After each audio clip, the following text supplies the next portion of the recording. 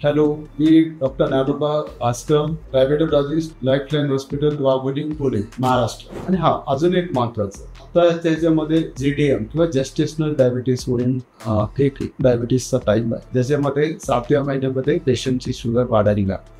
ते pregnant clinics, तर त्याच्यामुळे आपण प्रेग्नन्सीच्या सुरुवातीला आणि नंतर मग 7व्या महिन्यामध्ये डायबिटीसची चाचणी केली. त्याच्यानंतर आपण डायबिटीसचे लक्षणं काय असतात ते पाहू. तर मुख्यत्वेपणे डायबिटीस हा कार्बोहायड्रेट डिसऑर्डरमुळे होणारा आजार आहे, म्हणजे ग्लुकोज डिसऑर्डर. इन्सुलिनची कमी असते किंवा इन्सुलिन रेझिस्टन्स असते. इन्सुलिन असतं पण कसे ऍक्च्युअली, तर याच्यामुळे डायबिटीस होत असते. त्याचे महत्वाचे लक्षणं म्हणजे पेशंटला वारंवार लघवीला जावं लागते, त्याच्यानंतर तहान खूप लागते, त्याच्यानंतर भूक खूप लागते. तर हे जे लक्षण आहे त्याला आपण ऑस्मोटिक सिम्पटम्स म्हणतो आपण. तर अशा वेळेस पेशंटना शुगर चेक केली, त्याच्यानंतर लघवीला जळजळ वाढली, पेशंटला खूप वीकनेस वाटली, पेशंटचं वजन खूप वाढली किंवा पेशंटचं वजन खूप कमी होणे, हे पण मधुमेहाचे लक्षण. बऱ्याच वेळेस पेशंट हार्ट अटॅक साठी येतो किंवा पॅरालिसिस साठी येतो किंवा फिवर साठी येतो, डेंग्यू वगैरे असे दुसऱ्या आजारासाठी येतो, आणि तेव्हाच आपण शुगर चेक करतो, तर तेव्हाच मधुमेह आजार आहे असे कळते. अजून पेशंट कधी कधी रूटीन हेल्थ चेकअप साठी येतात किंवा इन्शुरन्स पॉलिसीसाठी येतात, आणि तेव्हाच आपण शुगर करतो किंवा कॅम्पमध्ये शुगर करतो, आणि अशा वेळेस मग